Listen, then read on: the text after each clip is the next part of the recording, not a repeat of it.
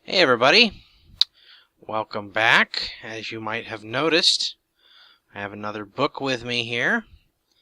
The Monster Manual for the new D&D. I know it's been a while since I did my last one of these. I apologize for that.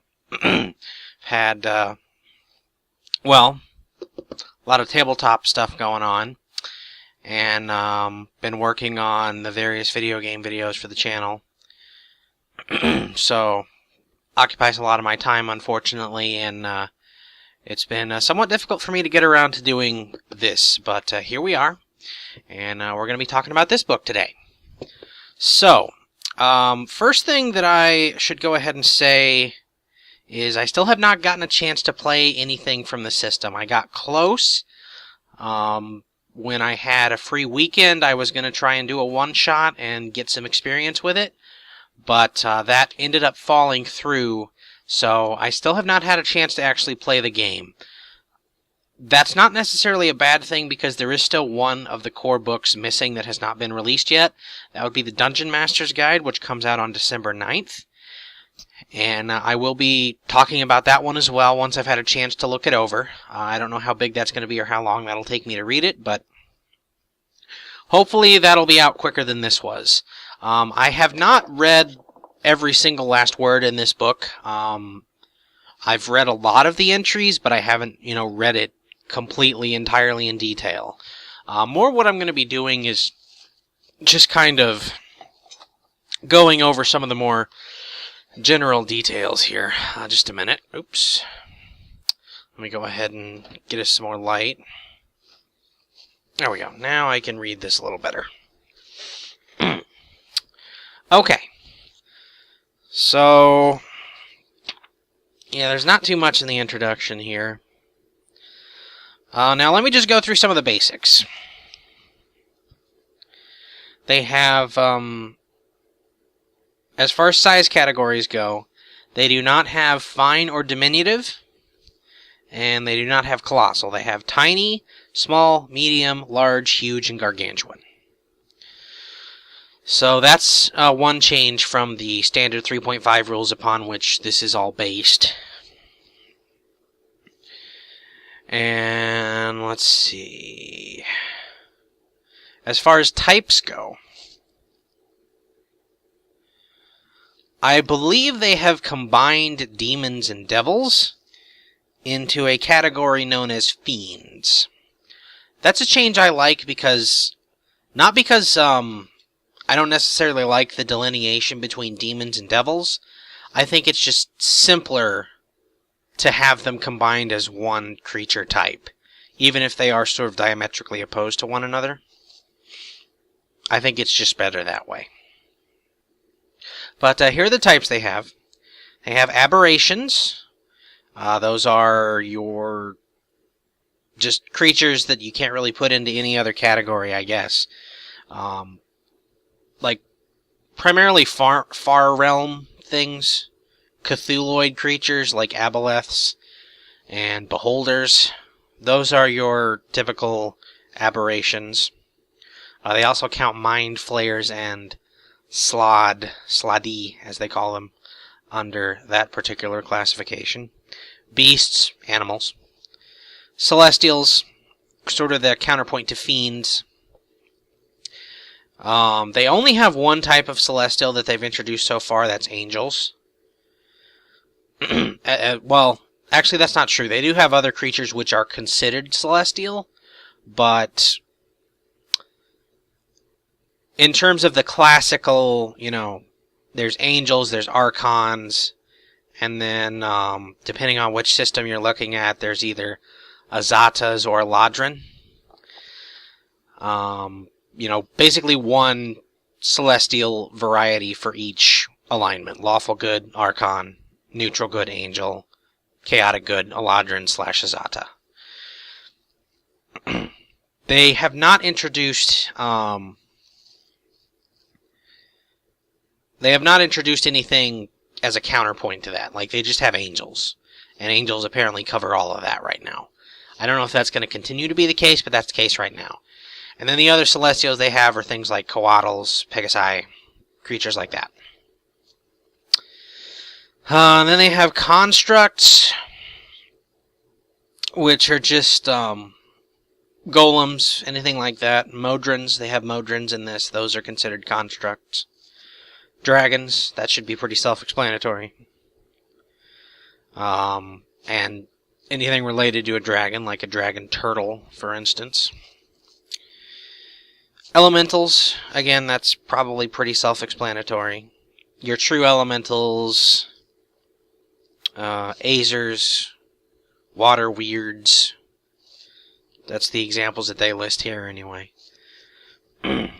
Fae, again, that's just your forest, woodland creatures that are magical in nature. Satyrs, pixies, centaurs, etc. I think they still count centaurs as fae, I'm not sure.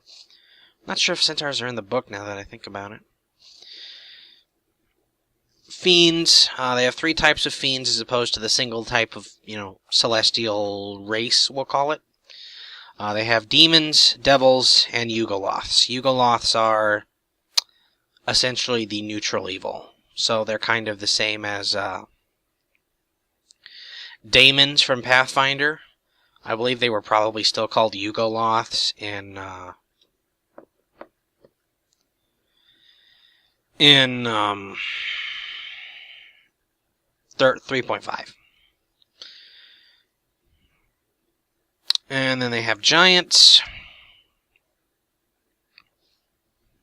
Not much to say there. That's about what you'd expect. The various races of giants and some of their relatives and mutations. Humanoids. Pretty much any race that can be considered humanoid goes there. Monstrosities, which is kind of... I guess monstrosities are kind of what I described aberrations as earlier. The book actually lists that monstrosity is a catch-all. So they basically use the monstrosity classification for owlbears, for anything ranging from an owlbear to a yuan-ti. So really the monstrosity classification is just kind of that's really what they call anything that they can't put into any other category reliably. Oozes, slimes, jellies, etc. Puddings. Plants. Any creature that can be reasonably construed to be a plant. A mushroom creature, a tree creature. Pretty much all of that goes into plants. And then, of course, they have undead, which, again, is a fairly straightforward category. Really the ones that are probably the most stand out of these categories would be fiends, because of the merger of demons and devils into one category, and monstrosities, because that just covers so much. So, monstrosity seems to refer a lot to creatures which are humanoid, like a yuan-ti, for instance, but are kind of merged with an animal. Because they also include minotaurs and monstrosities, so I almost feel like that's a combination of magical beast, to use a Pathfinder term, and the monstrous humanoid category that Pathfinder uses. I'm not very familiar with 3.5, so I don't know if 3.5 used anything like that, but that seems to be how they're going there. And then, of course, as I said in the review of the Player's Handbook, the alignment system is back. Most of the beasts and stuff are unaligned, and then they have the other 9 alignments that you can choose from. So it's technically a 10 alignment system. And they have information on armor class and standard hit points. Hit points for, like, hit die are kind of standardized by size rather than race or type. They go from D4 on Tiny to D20 on Gargantuan. So that's rather interesting that they've chosen to do it that way. Simplifies things a lot, which, as I was going through with the Player's Handbook, that seems to be the general theme, is that they are simplifying things a lot. And they have their various speeds and stuff like that. Proficiency bonuses. Every monster has a proficiency bonus. And it is based on what their challenge rating is. It goes from 2 to 9. As far as challenge rating goes, those range from 0, there is a challenge rating 0, to challenge rating 30, which is the highest. And that's, if those aren't godlike powers, I'd think they'd have to be near godlike.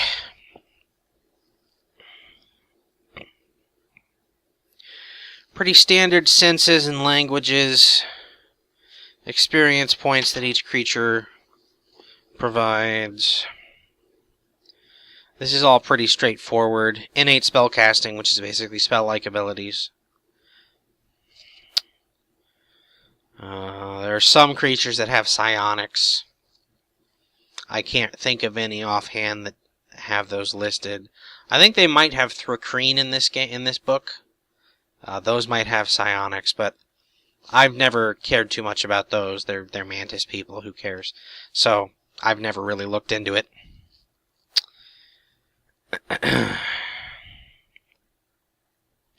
Multi-attack has been repurposed into a trait that many monsters will have, where it allows them to make multiple attacks on their turn, rather than what it did in at least Pathfinder, if not 3.5, where it was kind of like the two-weapon fighting feat, but for monsters.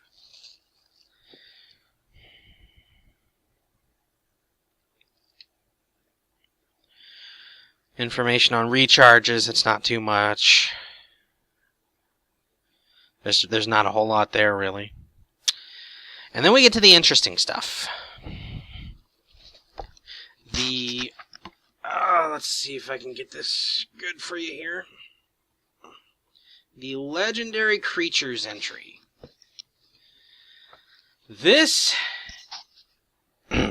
is far and away the most interesting part of the book here. Because there are certain creatures, particularly the very iconic ones, like dragons, aboleths, pathfinders. Beholders is what I was trying to say. I don't know how I got pathfinders out of that, but whatever. Trying to think of some others. I think liches have this as well. But just generally anything that's supposed to be really powerful or particularly iconic is rated as a legendary creature. And legendary creatures get a number of benefits. The first of those is that they get legendary actions. And these are actions that they are able to take outside their turn as sort of special actions. They're not treated as immediate actions, or in this system it's called a reaction. They're not treated that way. They're the special things that they can do outside their turn entirely. They do not have to be on their initiative to do these. And says here they can only use it at the end of another creature's turn, and they regain these actions at the start of their own turn, so they can use them once per round.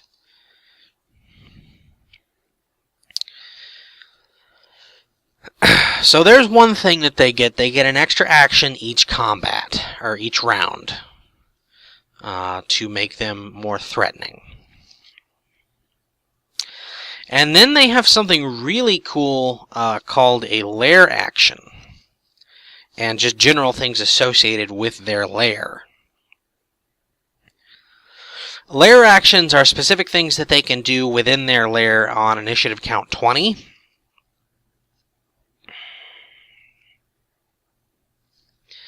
And those are all pretty cool effects. I'll show you some specifics later, but first I'm just going to go through the generalities here. So that's one thing they can do, is they have lair actions. That's another thing that makes them more threatening. And it also makes them a lot more dangerous if you face them specifically within their own lair. Lairs also have regional effects, which cause various effects to happen to the terrain around the lair. Sometimes this means that the terrain around the lair will shift or change in some way. Other times it's just a general effect that happens to anyone within the region of the lair. Those were one of the coolest things that I saw, just the fact that the mere presence of this creature in an area could change the land around it. I thought that was a really cool thing for them to put in. And that's pretty much it as far as the legendary creatures go. They have their legendary actions, they have lair actions, and then they have regional effects. So you've got those three things. Now let me go ahead and find one here, and we've got one right up front. That would be the Aboleth. Aboleth right there. And the Aboleth is treated as a legendary creature. And here's some of the stuff they can do as part of their legendariness. Legendary actions. The Aboleth can take 3 legendary actions. Now, just so you know, this is a challenge rating 10 creature. So this is meant to be a challenge on level for, I believe their rating system either goes by 4 or 5 10th level player characters. At any rate, the Aboleth can take 3 legendary actions, choosing from the options below. Only one legendary action option can be used at a time, and only at the end of another creature's turn, by the rules. The Aboleth regains spent legendary actions at the start of his turn, so again, by the standard rules. Here's the 3 things it can do. It has Detect, which allows it to make a perception check. It has a Tail Swipe, so it makes a tail attack. And it has a Psychic Drain, and this costs 2 of its 3 actions to do. And it says, one creature charmed by the Aboleth takes 10 or 3d6, because they have, the way that they handle damage is, they have a standardized amount which you can deal if you just want to do it quickly, or they have an amount you can roll. And the standardized amount is typically the average of what you would usually get rolling. So in this case, 3d6, that maxes out at about 18. So if you average 3d6, you're looking at about 3 per die. You add that up, you get 9, and then you kind of figure it out a little bit more, because technically you treat it as 3.5 when you're averaging a d6. And if you average all that out, you get 3.5, 3.5, 3.5, you get 10.5. So they round it down, you get 10. So that's how they get those amounts there. And that's a nice thing to have if you don't want to worry about rolling. I would still probably roll, because I've always liked rolled damage more. But if you're either looking to save time or take some of the randomness out of it, that's a helpful thing to have. So it's nice of them to present the option, even if I wouldn't necessarily use it. But to finish the ability here, one creature charmed by the Aboleth takes 10 or 3d6 psychic damage, and the Aboleth regains hit points equal to the damage taken. So that's something it can do entirely outside of its turn. It can only do that once because it has 3 legendary actions and that costs 2, but that's still pretty effective. As far as whether or not it can mind control people, which of course it can do that 3 times a day. It's a DC 14 Wisdom saving throw, which, depending on whether or not you have proficiency, you could get that or you couldn't. That's really kind of up in the air there. And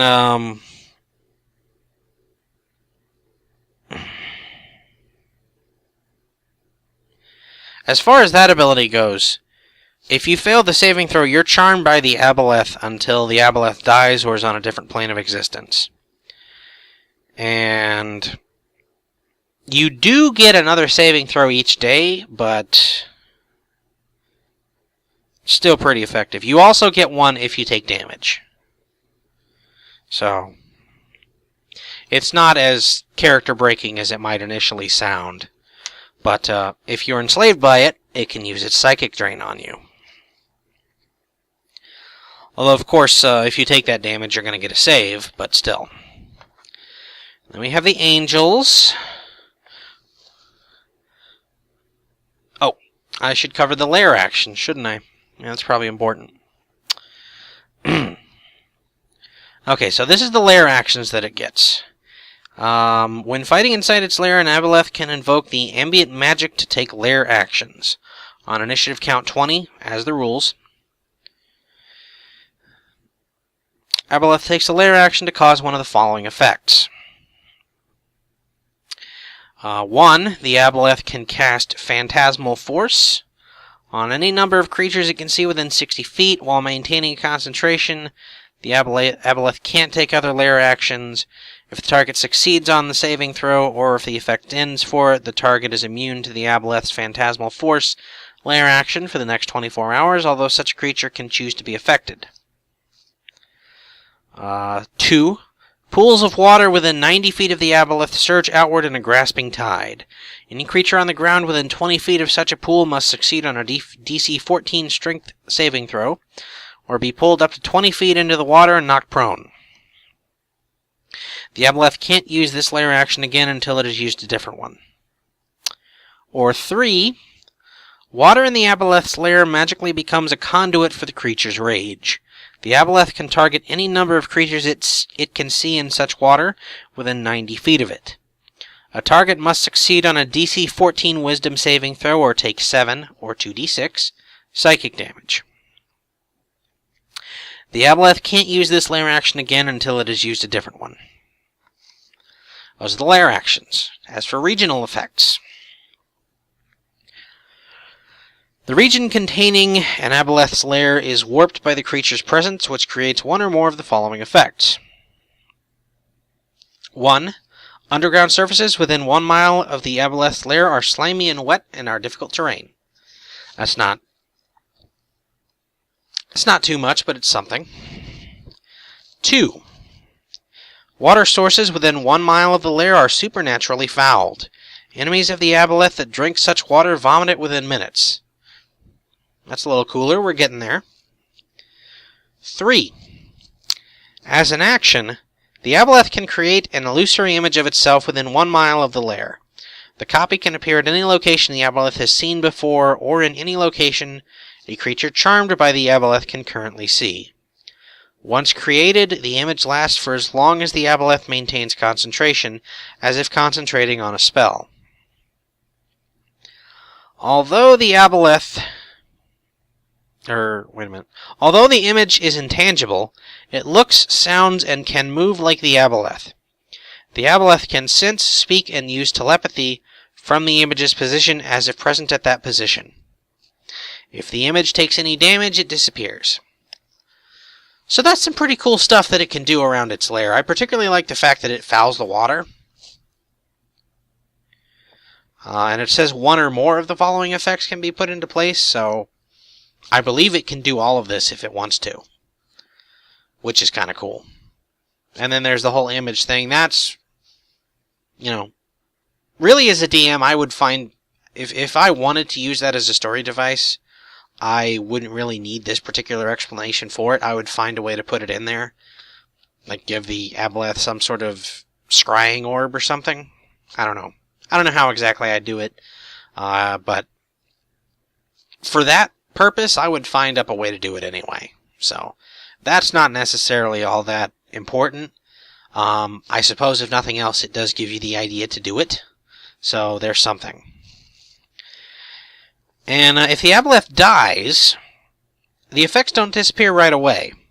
The first 2 effects fade over the course of 3d10 days. So it could take up to 30 days. On average, it takes half a month for an area where an Aboleth has lived to recover from having an Aboleth in it. So that's how the lair effects, regional effects, and legendary actions work.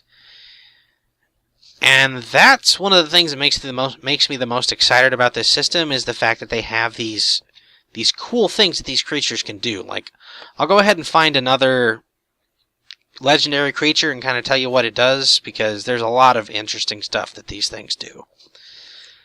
One of the things that you'll notice about this monster manual, though, is that the stat blocks. Let me just go ahead and present you with, again, the Aboleth, who is quickly turning into my example. Yep, there we go. Alright, so stat blocks. Let's see. So you just had a look at it there. And the way that every stat block is organized is they have the creature's name, size, type, alignment, and then they present the armor class and any forms of armor that the creature has. In the Aboleth's case, it's natural armor entirely. I believe the reason they present that is because if the creature happens to wear any sort of equipment-based armor, and you happen to put it in a situation where it wouldn't have that, and you can take that off of its armor class accordingly. I believe that's how it works. Because they don't present any values, they just say what kind of armor it is, so I imagine that probably has something to do with it. Maybe there are some abilities that bypass natural armor, so that's why they mention it. Anyway, there you are. They do not have touch or flat-footed anymore, it's just the one base value. Simplification. That's the name of the game. Hit points are presented, and after that it gives you the hit dice of the creature, as well as the bonus added on top of that to reach the number presented for the hit points. Which I'm not quite sure where they get that number. Let me see if I can figure it out. CR10.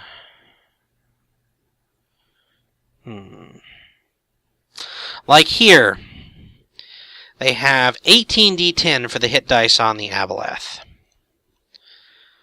And the Aboleth has a Constitution modifier of +2. So actually that's pretty easy to figure out. You just look at the hit dice and you look at the Constitution modifier, and that's how it works. So just like players, really. Because 18d10 plus 36 is where you get the hit dice. 36 divided by 2 is 18. 2 Constitution modifier, 18 hit dice. Boom. So that's pretty simple. And after that hit point entry, you get the speed entries, which has the base land speed and any other speeds it has. In the Aboleth's case, it would have swim. And then you get strength, dexterity, constitution, intelligence, wisdom, charisma, the base stats of the creature. Modifiers are included alongside whatever their base score, whatever their scores are. Their saving throws. And I believe it only lists saving throws that the creature happens to be proficient in, if any. The Aboleth is proficient in 3. There's another creature over here, the Aarakocra, which is proficient in none of them. So, they won't always have a saving throws entry. It only counts things that they are proficient in. If they do not have a saving throw entry, I would believe it works the exact same way that it does for the players in the player's handbook. You use your modifier for your whatever score it happens to be. Like, Aboleth has proficiency in Constitution, Intelligence, and Wisdom. So if it needed to make a Strength saving throw, it would use its modifier, which is +5. Has a strength of 21. And then it has the skills, if the creature has any again. Aboleth, of course, does. Skills it's proficient in. Again, if it's not proficient, you just use the modifier. Senses. In the Aboleth's case, that would be Dark Vision. Senses entry also includes the creature's passive perception score. The passive perception is what is basically their perception score +10, assuming a roll of 10, as if you took 10, for instance. And that's the perception score that the creature has all the time.